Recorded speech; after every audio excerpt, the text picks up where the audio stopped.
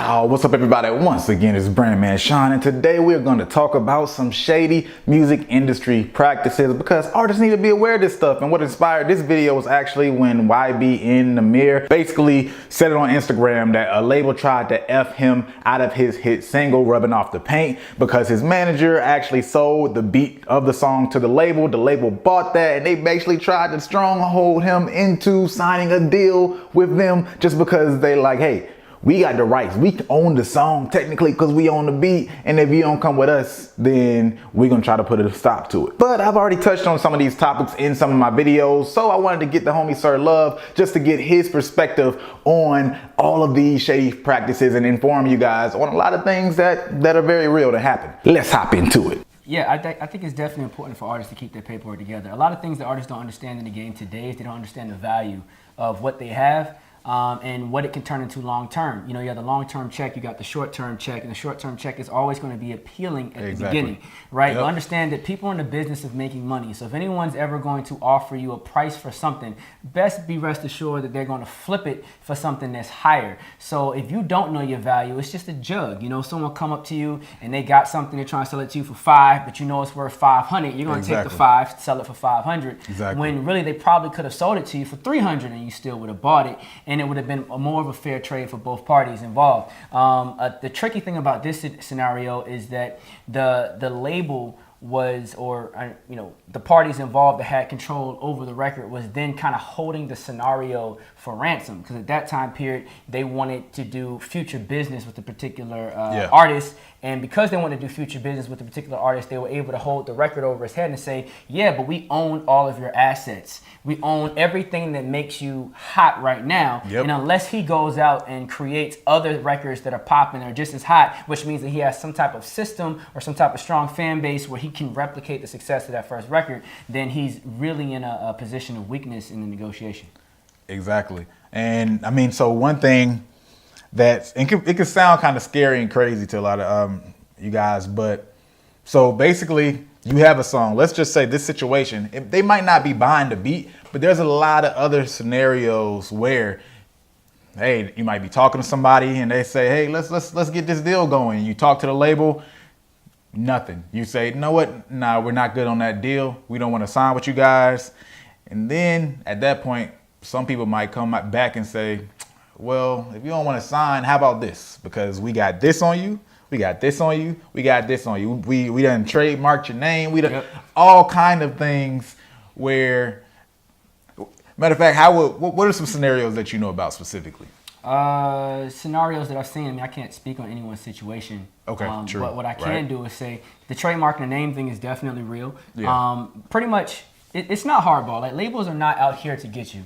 You know, that's kind of the thought process, but all of them are not evil. But you do have different people that have their own incentives. A lot of times the person that's going to take advantage of you is the person that's trying to close the deal with the label. So a lot of times you go to a particular label and that A&R that works at that label has his own label, and he wants to sign you under his label before signing you to the major scenario. And in those situations is where the situation can get desperate, because said A&R has already kind of hyped you to the building, or he's already kind of presented the project, or he's been tasked with bringing the project in. He or she is on a sharp deadline, and so they might apply pressure to you. And you know, it could be the label. Don't get me wrong, labels can fuck you, right? But you know, a situation that I've seen is, you know, you're doing a negotiation with a particular company. You're trying to figure out the best way to bring your project into their building. For whatever reason, you're not with it, and so they turn around and they can do things to take control of the scenario. They can trademark your name, like you mentioned before, buy and own ownership of your name so that you can no longer use your name unless you come through them. You can no longer sign using that name and go anywhere else, and anywhere that name is represented, they can make you take it down. So if you have merch, if you have a song out there, things of that nature. They can also go in and buy out your contract. If you sign to your manager, like if it's not a manager agreement and it's actually a label agreement that you're signed to, they can buy out your contract to your manager and still own rights to you. If you've given over your legal rights to your manager or to your production company or to anybody, like the right to sign for you, then they can buy that person out and that person can sign and put you in a crazier situation. Slow that down and break that down, because you got a little fast. I want to make sure they caught and understand what you're talking about, because I know what you're talking about. Okay, so it's common practice as an artist for you to give the right to sign for you over to someone else. Because say you're performing in another country and you have a check that's waiting for you right now in Atlanta, you need that check to do whatever you're doing in said country because you're running out of cash and you're not there, and the bank is not going to clear those funds unless there's a signature on it. So you've given another person the authority, granted them the right to sign on your behalf. That individual then can sign that check and then clear your funds to allow you to continue doing what you're doing in said country. It can get real tricky if that individual signs and commits you to something that you didn't want to commit to, which a lot of times can happen if you don't have the trust. Normally the people that have those rights or your attorney or your manager will have those type of rights, and I forgot what it's called. The name slips me at this exact moment, but it's in a lot of contracts. Yeah. It's pretty standard practice, but that can go twisted at any given time. You can also see crazier things, like they can trademark the logo or the album cover or the artwork or things of that nature. So you can't even post the artwork on your streaming platform. You can't make any money off the merch. Yeah. You can't do any of that. They can go back in and it can do all sorts of things. It can go down to the split sheet level. It can go down to the record registration level. It can go down to dirty ball where they're blackballing your record on radio. Yep. It can go, I mean, there's so many different ways the game can be played to kind of force you to comply if they had, negative and malice intentions to acquire you. But that's not going to be the usual practice. Like, they may do one or two things, but you're not going to see a full boatload of bullish coming your way, because then you're not going to sign, right? Yeah. No one wants. They don't want to sign you if you bullied and they've like enslaved you. They want to sign you and you feel like you're happy. Most scenarios when an artist gets screwed, the artist has no idea they're getting screwed, which is the best scenario because the artist is happy, they perform their best work, and they don't know that they're losing any money. The best scenario for the record label. The best scenario for the record label. The best scenario for the artist is just to do your freaking paperwork. Make sure your split sheets are on point. Make sure you've done all your publishing paperwork, your PROs. Yep. Make sure you're registered. Yep. Make sure that you've registered your trademark. Make sure you've registered your name, trademark your name, all your like the paperwork, the stuff that people don't want to do. That's the stuff that makes you money. That's your check. Right. So with that being said, I want to just go ahead and get your opinion, because I always talk about this from my standpoint. But when do you decide that it's actually worth going ahead and doing that paperwork? Because you got some artists, they go through these phases, right? They say, hey, I got this name. 2 years later, they have another name. They still haven't blown up. When do you decide, when it comes to an artist, that we need to go ahead and do all of our due diligence? Well, it depends. So if you're in a scenario, some companies have money, some companies don't. So it depends on, for you guys, it depends on where you are financially. If you have any type of bread, then all this stuff should be done day one out the gate.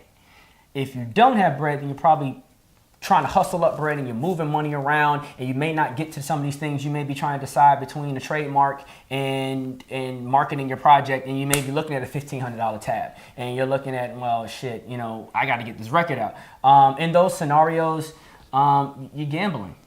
You're gambling, and I've gambled, so I get it. Sometimes you got to gamble, you got to roll your dice, you got to throw it at the records. Just make sure you've done the back end. At minimum, if you lose your name, you can change it. Like Soulja Boy, look how he spells his name, for example. Perfect example. Bow Wow didn't own his name, so he had to go from Lil Bow Wow to just Bow Wow, right? Yep. You can survive with not paying for a trademark or things of that nature, but you can't survive when you lose ownership to your track, when you lose rights to your record, when you lose things that are so valuable that you can't get them back. Perfect. Those primary assets. So go ahead and, in your opinion, if you list, obviously everybody knows music, right? The song. Mm-hmm.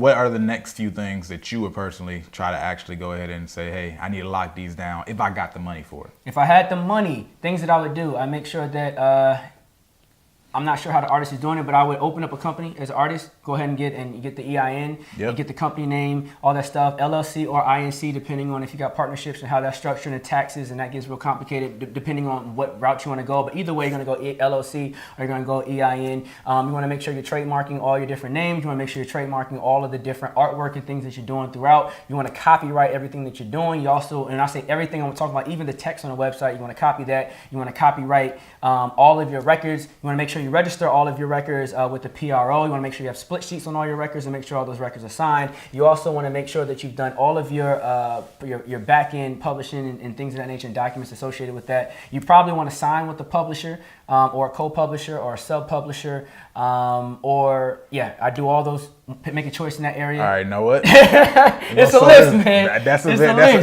a real list. It's a checklist. So what I'm going to do, because I'm probably going to have to cut, you're going to fuck somebody's mind up, right? So what just give me 2 things. Okay. Yeah. I got my track. I own my track. Right. 2 other things where you would say these are the next 2 things. We know it's a full list of things. You own your track. The very next thing you need to do is do your split sheets. That is very important. Sheets. You want split sheets is probably the most. All the money starts with the split sheet. I'd have your split sheets. I have it signed by everyone that's involved. I'd have my IPI numbers on there. I have all the proper information on the split sheets done the right way. And then at minimum, I would register those records with the PRO and copyright them. Like, you know, split sheets, copyright, and PRO are something that goes together. Right. At minimum, I do those things. Right. Okay. Perfect. And I'll go ahead and cut the video off right there. We did float into some other topics that I think are important, and I'll put the videos up, but I didn't want that in the same video. So if you like this video, go ahead and hit that like button. And if you like it, you might as well share it. Other than that, you know what to do. Hit that subscribe button.